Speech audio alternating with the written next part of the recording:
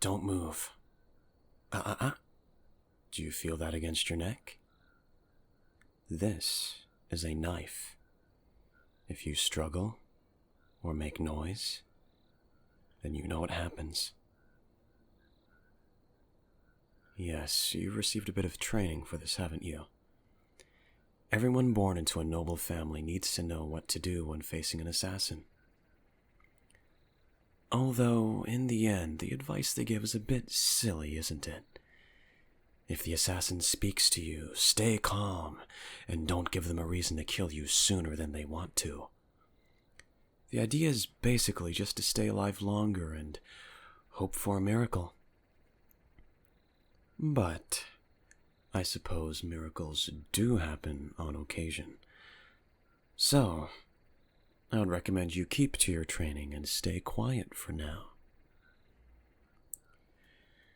I'm going to do something I've never done for any of my targets.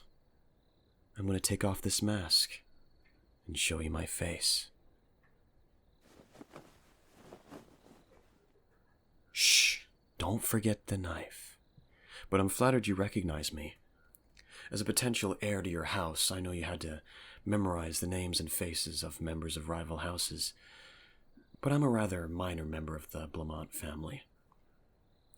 Even though my family and yours are bitter enemies, I think most members of your family wouldn't have bothered to remember me. You seem a bit confused. It's very simple. I'm the Blamont's personal assassin. I've been officially adopted into the family as a cover. As you might have guessed, I was sent here to kill you. Technically, you're not in line to take over the family, but your brother is. And well, let's just be honest, he's incompetent. You, on the other hand, could actually be a threat to the Blamonts if you were chosen to lead your house instead. I'm sure you're wondering why I'm even telling you all of this. If I wanted to kill you, it would be much easier to have never woken you up. But that's the thing. I don't want to. When I was assigned to kill you, I did a little spying to understand who you are, what your weaknesses were. Hush, I kill people for money. Spying on you isn't the thing to get upset about here. Anyway, as I watched you, I found myself infatuated. Well, for starters, you're not bad to look at. Some of your cousins are considered more conventionally attractive, but only because they center their entire lives around their appearance. You have a sort of effortless, subtle beauty about you. Perhaps it takes an assassin to appreciate. Pleasing to the eye, but without drawing undue attention.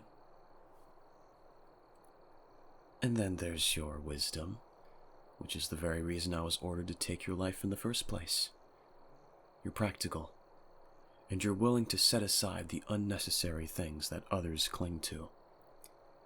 The fact that you alone have been arguing in favor of making peace with the Blamonts in order to end your counterproductive feud. You don't care about revenge. You just want to move on. It's a shame the Blamonts think that you're lying through your teeth to trick them. I know you really mean it, though. I put on a bit of a show when you woke up to keep you quiet. But the truth is that I don't think I can bring myself to hurt you. It's one thing to snuff out the lives of greedy, cruel nobles who are a threat because of how ruthless they are.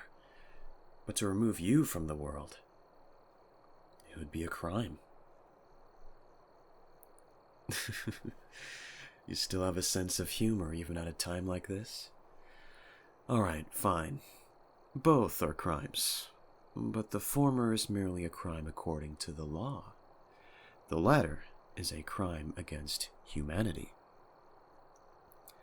I was given your contract quite a while ago, to be honest. I've been spending a lot of time thinking about what I wanted to do, and I finally settled on something. I've been given a bit of leeway in my job. As long as I serve the Blancmant's interests, they don't care too much about how I do things.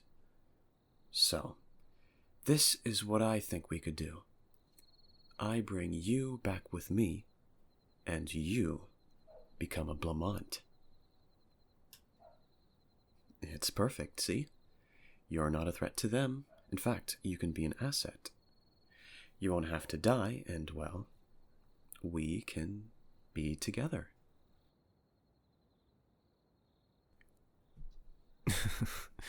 Sure, technically we'd be related if you were adopted into the Blancmants, but you know how common that kind of thing is among nobles.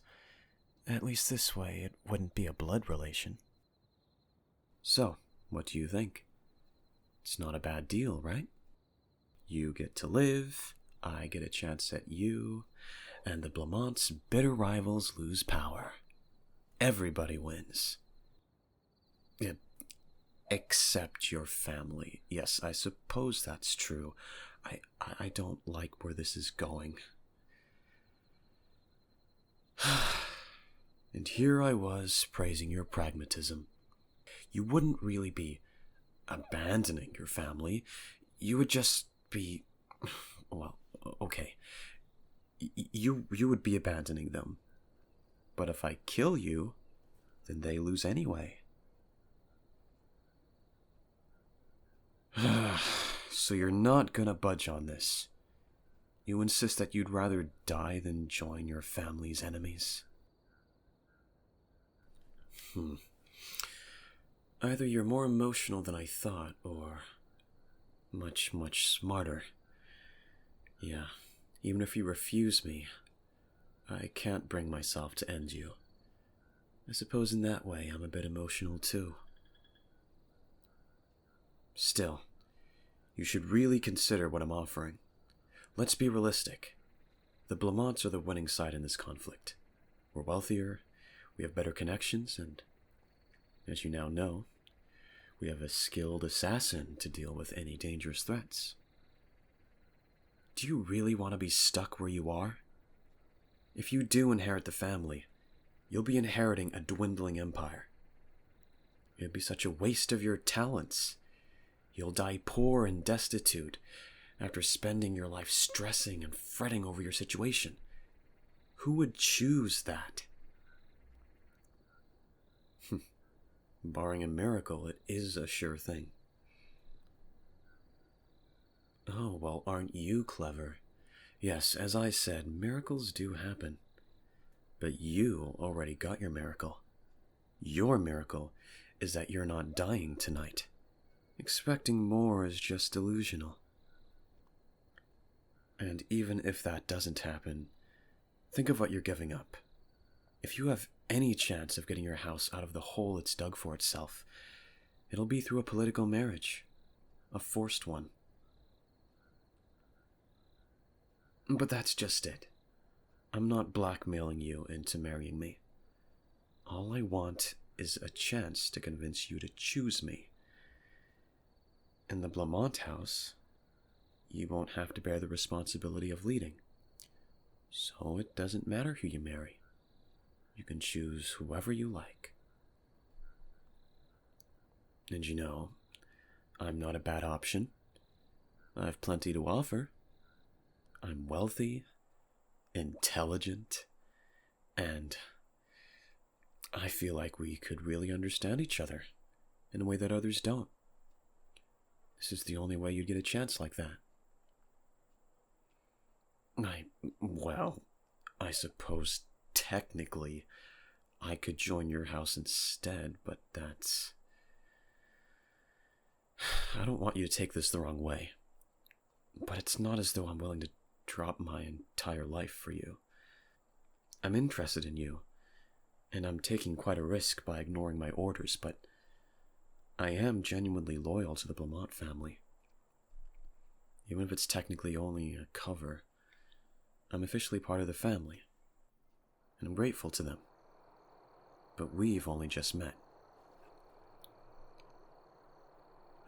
I see your point. If I won't drop everything for you, then I can't ask you to drop everything for me. I enjoyed observing your shrewdness from a distance, but it's a bit frustrating now that you've turned it on me. Well, I suppose you've given me something to think about. You're more determined than my observations suggested. I just realized that I didn't accomplish even one of my goals I came in here with. This is going to complicate things. Still, the fact that you can turn me away with nothing more than words intrigues me. I might be even more interested in you now than I was before. I expected to leave here with you, or with your head if I could muster the strength. I didn't consider what would happen if you remained alive and at home. Well, I would recommend that you don't tell anyone that we spoke. Even if I can't bring myself to kill you, I don't have such reservations about anyone else. Don't test me on this, or they'll be the ones to pay the price. We'll speak again some other time. You might not have gotten the best impression of me today, but I'll try to show you a better side of me next time. And keep this in mind. At some point, I need you to stop being a potential threat to the Blamonts. I can't kill you, but unless we find another way, I might eventually have to resort to kidnapping. I would suggest that you help me find another solution as soon as possible. For now, though, I bid you good night. I hope you manage to get some sleep.